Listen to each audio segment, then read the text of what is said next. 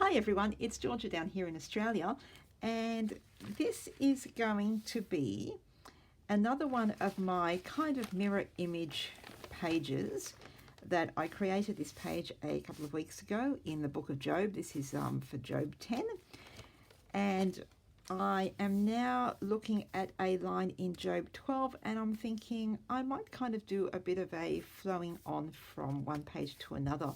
So while I'm at it, I'll do a quick video and give you all a look inside my brain.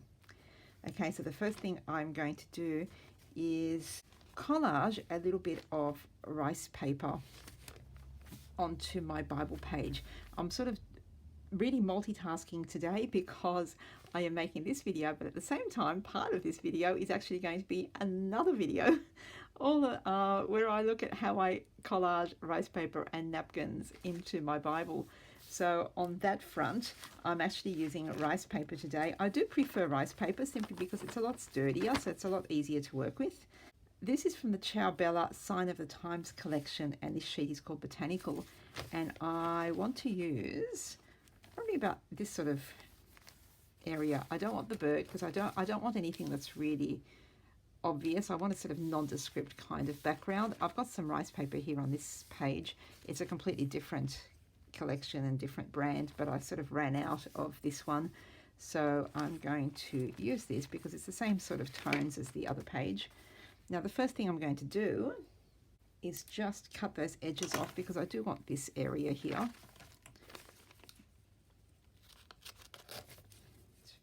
I'm sort of thinking that I'll use more of this gold lace ribbon trim and maybe have it follow through here like this.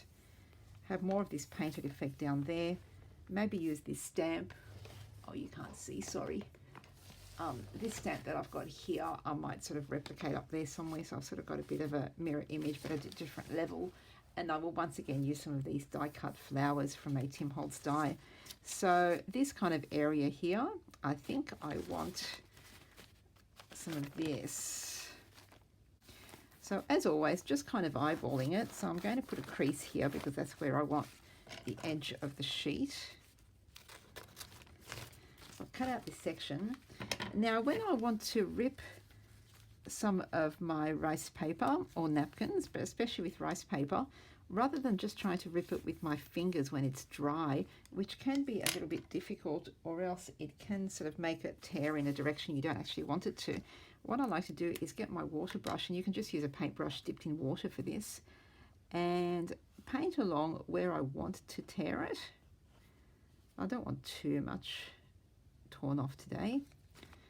And once that water has soaked in, then it's so much easier to tear it, and as you tear it, it goes in the direction that you want it to. So you've sort of got a little bit more control doing it this way.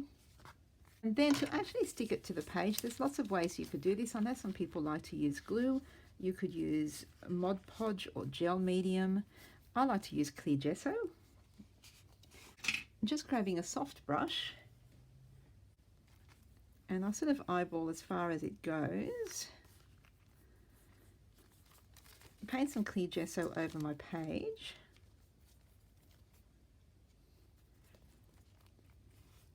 Then I place my paper where I want it and use some more of the gesso to paint over the top, pushing outwards towards the outer edges with my brush quite firmly. You can afford to do that with rice paper. When you're using napkins or serviettes, you need to be a little bit more gentle because they do rip. That serves a dual purpose. It pushes out any air bubbles that you might have under the surface, and it also just smooths it out onto the paper. Now you can dry that with a heat gun, or you can just leave it to dry over the course of the day or overnight or over a few hours. I tend to do both. I give it a bit of a blast with my heat gun, and then I let it sit for a few hours or overnight depending on what's going on. So once it's dry, I'll come back. Once my rice paper is nice and dry, the next thing I want to do is just add a bit of background color to this area, and I'm not doing too much. I am just using a combination of fossilized amber and hickory smoke distress inks. I'm using the hickory smoke because I want like a darkness around the edge, but I don't want to go so dark as to have it black. And I'm using that fossilized amber so it sort of blends in with the rest of the colors on my pages from this botanical paper and the gold lace that I'll be using. So I'm just very roughly, and I don't really have a plan here just yet. I know I'm going to be doing a bit of stamping, but otherwise I'm not sure. I haven't really planned this out in my head. I've just managed to get some really horrible splotches on my page because I was busy talking and not paying attention to what I was doing, which will happen. But that's okay because, like I said, I think a lot of this is going to be covered. So it's okay. And I'm not even inking the entire section of the page, just some bits and pieces here and there. And I sort of want to go over this. Oh, the lace is going to come down here, isn't it? So I'm not really concerned there. But maybe over the edge of the rice paper just to blend it into the rest of the page. That might be a good idea. As you can probably tell, I am sort of making this up on the fly as I go along.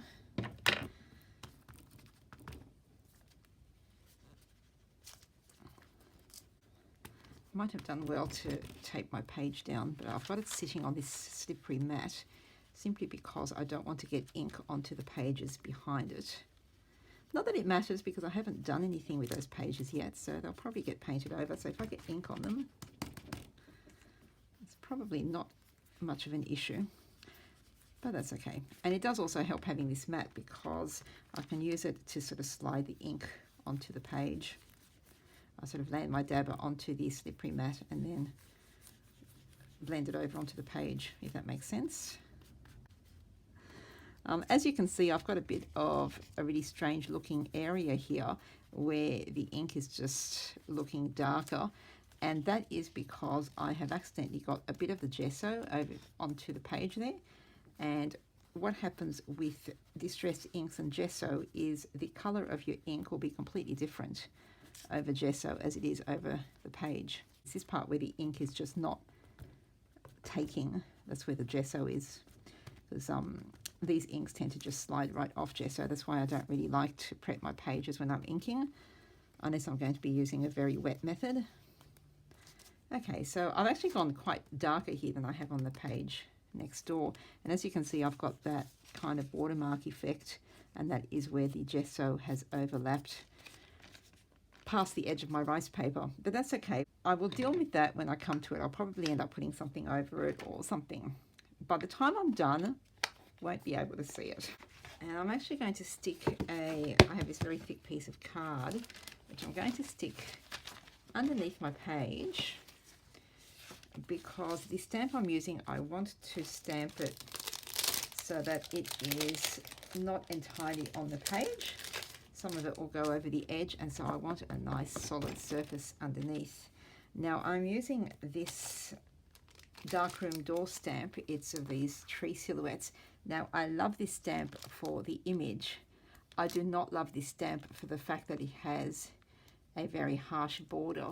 Now there's a reason for it, I'm sure. It's an absolute perfect.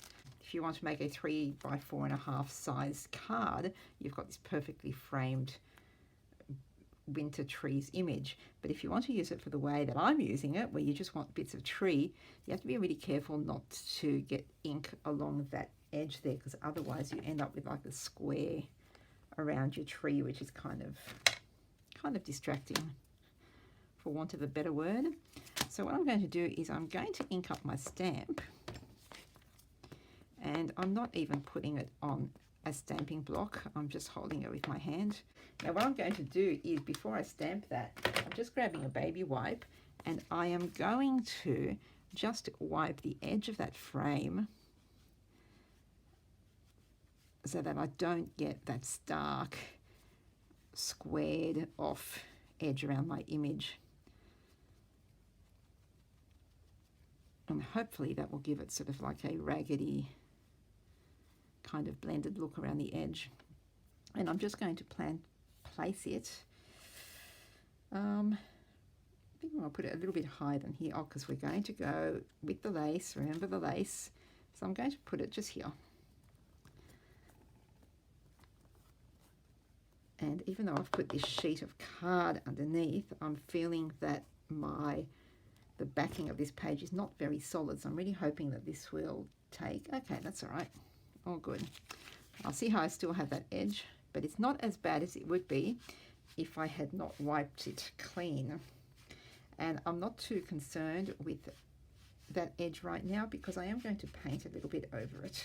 So I'm now going to do a little bit of painting on my page. And I'm going to continue through with this brown sort of, I guess it's kind of landscapey look. It's not necessarily what I was going for at the time, but it's kind of what happened anyway. I am using a bit of ground espresso distress paint simply because I like that brown. And I am going to add a couple more browns, a little bit of this clay color. Georgia clay, this one. So yeah, it's kind of perfect. And let's see, I really cannot remember what I used here. Oh, we definitely used a little bit of the Dina Wakley cheddar, so I use that all the time. This other weird sort of brown that not particularly very happy with, but I mix it with other things and it works out. And we'll have a little bit of white as well.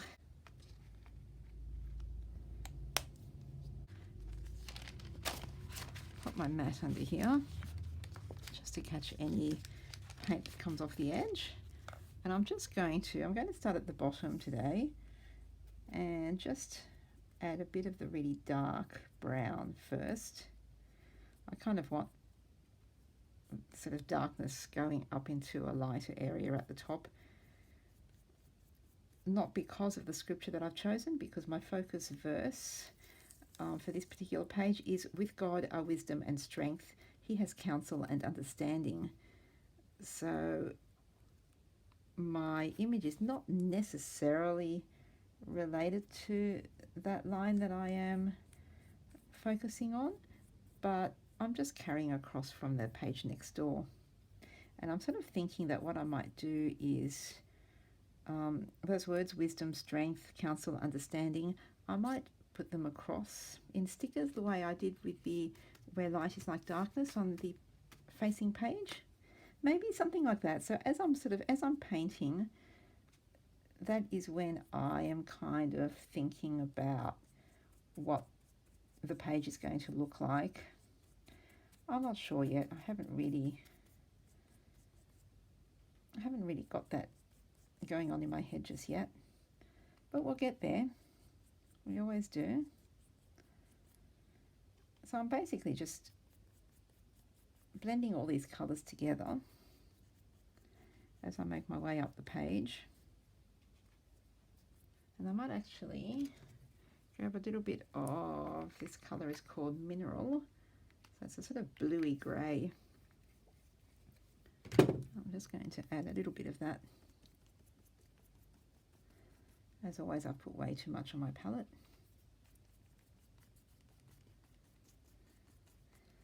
So it's not really looking like anything at this point, but I'm not actually going for a particular look. I'm just creating a background here. And I'm remembering that the lace is going to come across here, so I'm not going to waste too much of my time getting some sort of perfect color combination happening, because I know that my lace will end up covering most of it anyway, down like this. So let's not stress too much about that. There's something caught inside the nozzle of this paint. It has been there since I first opened it. And every time I go to get some paint out, it's not blended properly. There's something in there. Okay, so I'm just putting some little bits of this bluey color through. Just here, there, and everywhere. As you can see, as usual, I have not even cleaned my brush in between. So now I'm cleaning it because I'm going to use some white.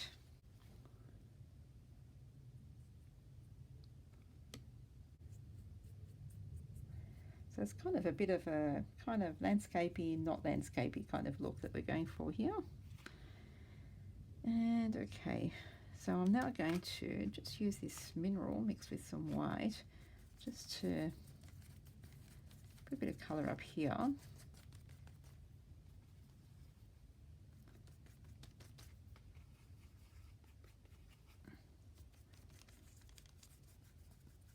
So spreading it into or over some of the stamp, and on the other side over some of the rice paper. I'm using a mixture of the lighter brown mixed with white, and then in the center I'm putting some of that elephant color. I'm just blending them with each other. And for no particular reason, I suddenly thought I would add some of that blue to the top. Okay, so that's what I'm doing for the painting right now. And I will let that dry. If you've got a sheet underneath, make sure you move it every now and then so that it doesn't stick to your page. Now, just to remind myself that I have this piece of text here, and also so that I can see what the page looks like with this area white, because it kind of looks different when you've got the tape over it. I've taken my protective tape off, and what I want to do is, this is just a little bit too dark and stark for me, so I am going to grab some white gesso, and with a kind of large brush I'm going to put some gesso on my brush, and I'm then going to dip it in water. You can't see it, but I have a jug of water off screen. I'm dipping it in water so it's nice and wet, and then I'm just going to paint over this area just to kind of whitewash it.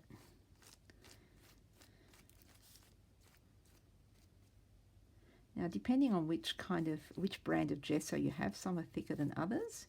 So I'm actually currently using a Anna Griffin / Couture Creations one, which is quite liquidy, so I don't need that much water. If you're using a very thick one, for example, a Dina Wakley brand, you might need to add more water to your brush as you go. And remember that it will actually dry lighter than what it looks like. But if you're a little bit unsure, just do a very thin layer. Let it dry, have a look. If you need to add more, then come back and add more later.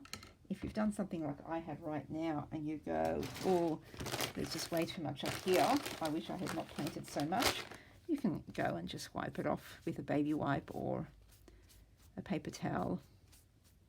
And once my page is dry, I have grabbed my Prima Marketing brand. This ribbon is designed by Frank Garcia, I believe. And it is a really wide strip of gold floral lace ribbon. And I think I'm going to, if I continue like this, oh, that would be kind of perfect, I think. So I'm just going to cut that off. A little bit bigger than my page, because I'd rather have it bigger and trim it later than cut it and realize that I have cut it too much. And if you have fabric glue, that's marvelous. If, like me, you don't, then use the strongest glue you have. I'm using my art glitter glue because experience tells me that it will stick fabric onto my page no problemo. And I'm just putting a little bit of glue on my page at the top left-hand corner of my ribbon strip, just to get it started. And when that's down where I want it and I'm happy, then I sort of add more glue, put the ribbon down a bit. I'm sort of doing it in stages simply because this ribbon is not straight, and so I need to sort of see where it's landing before I put glue all over my page. Now this definitely needs to dry overnight, because even though the glue itself dries fairly quickly under normal circumstances, when you're sticking fabric with it, it does take a while to dry properly, and I do need this to dry really, really well before I go on to the next step. So I'm just going to put this aside. It is night time now, it's very late. So I'm going to put this aside and then I'll come back to it tomorrow. All right, I left this overnight to dry, and it's stuck on really well now. So the first thing I'm going to do is just trim the edge. Oh, I might actually, let's see, you know what? I might actually leave it because I kind of like it when I have little bits hanging over the sides of the pages. It's probably not surprising to hear. So I think, yeah, I think I'll just leave it. So what I'm going to do now is I've grabbed myself some white gesso and I just want to paint over a little bit of this ribbon, just so it kind of matches this side here where, as you can see, I've painted over some of it with white just to mute it a little bit.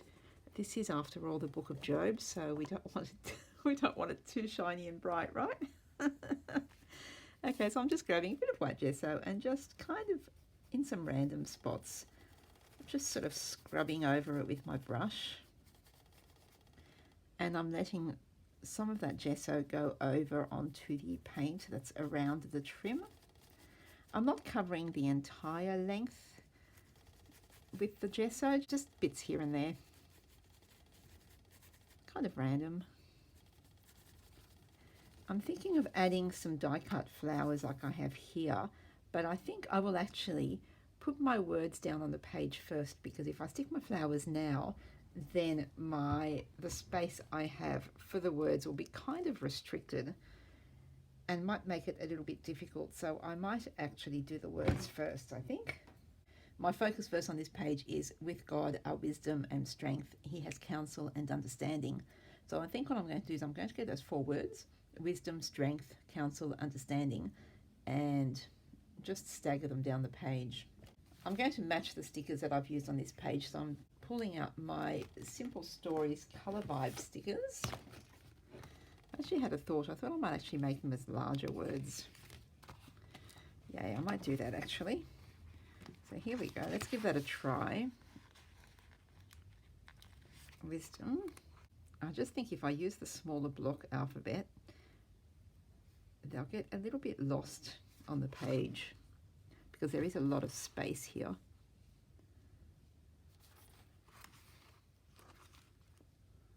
I've ended up using the little squares for understanding because it's a really, really long word, and if I used these letters, I was going to run out of space. So this is it. I'm now grabbing my die cuts. What I did a couple of weeks ago is I grabbed my Tim Holtz die, I think it's called Wildflowers, and I cut a whole bunch of them. I thought that way, if I need some more one day, I've got some ready cut without having to pull everything out again. And that was good because at that point I was not planning on doing this mirror image page, but hey, here we are. And I've done them in a few different colors, some of them the same as what I've used on this page, which is just great because we'll be using those colors again. Now, I'm not exactly sure what I want just yet, so I'm pulling a few different ones out. I do like the colour of this one. I'm going to see just a tiny bit of it so it stays in place. And then I put glue on some other parts, move my way down.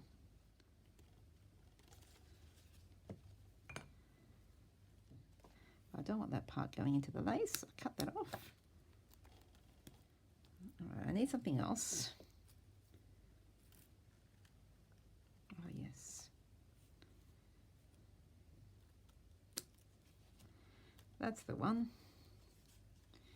Sometimes the right one just sort of falls onto the page at the right time. Okay. I don't know how that's going to go sticking on top of the trim that has got gesso over it as well. I'll make it work. The final thing I'm going to do is grab my black marker, and I think you all know what's coming. Just do my scribble around the edges of the page to give it a border.